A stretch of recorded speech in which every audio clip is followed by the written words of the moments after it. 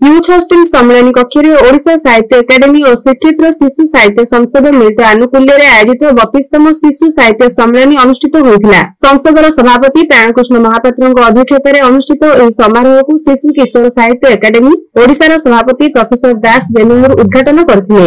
अन्यमानक मध्यरे ओडिया विश्वविद्यालय कुलपति प्रोफेसर सविता प्रधान, मुख्य अतिथि विश्वभारती केन्द्रीय विश्वविद्यालय भाषा भवन अध्यक्ष प्रोफेसर मनोरंजन प्रधान, मुख्य वक्ता किस विश्वविद्यालय प्रोफेसर विजयानंद सिंह, गंगाधर मेहर विश्वविद्यालय प्रोफेसर लंबोदर साहू, साहित्यिक नगेन्द्रनाथ पट्टनायक, अभ्यर्थना कमिटी अध्यक्ष पूर्वतन नगरपाल सुरेन्द्रनाथ दास प्रमुख मंचासीन थिले। मंच परिचालना करथिले संसदर कार्यकारी सभापति वीरेन्द्र महांती, उपसभापति रमेश चंद्र दास प्रारंभिक सूचना प्रदान करथिबा बेले अतिथि परिचय और स्वागत भाषण देथिले डॉक्टर हेमंत कुमार छटराय। एही अवसर में विभूतिभूषण पट्टनायक लिखित पुस्तक पिलांक कहानी, जयकृष्ण साहू पुस्तक मामुघर गांटी अतिथि मानक द्वारा उन्मोचित होइथिला। समारोह में विशिष्ट शिशु साहित्यिक डॉक्टर लिंगराज रथ, ध्रुवचरण घिवेला, कंदर्प बेहेरा, कृपा सिंधु विश्वाल, श्रीनिवास बेहेरा, प्रभाती नलिनी साहू, कल्पना मिश्र श्रीक्षेत्र शिशु साहित्य सम्मान में सम्मानित करा। संबर्धना पर्व परिचालना करथिले कविकृष्ण महापात्र। सम्मेलन में उद्बोधन दी अतिथि माने महाविद्यालय विश्वविद्यालय पाठ्यक्रम में सामिल होई परिबा भली गवेषणात्मक निबंध रचना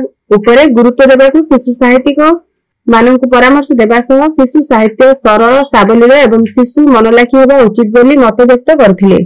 दिवंगत कवि हरिहर मिश्र, सुनील रथ, भवानी प्रसाद बलिया सिंह स्मृति में नीरव प्रार्थना करा। भगवती विद्यानिकेतन विद्यार्थी मैंने स्वागत संगीत परिवेशन करथिबा बेले भक्ति संगीत गान करथिले कंठशिल्पी प्रीतिशा महापात्र, प्रभात चंद्र रथ, मिनती पट्टनायक, अन्नपूर्णा देवी, लक्ष्मीकांत दले, श्याम प्रकाश सेनापति, दुर्गावती प्रधान, कैलाश विषय, प्रज्ञा साहू, पूजा साहू, रश्मि बेहेरा और जलंधर विषय प्रमुख कार्यक्रम परिचालन में सहयोग करथिले। शेषରେ धन्यवाद अर्पण करथिले कोषाध्यक्ष लक्ष्मीधर माझी। सम्मेलन में राज्यर विभिन्न जिलार शताधिक शिशु साहित्यिक जोग देइथिले।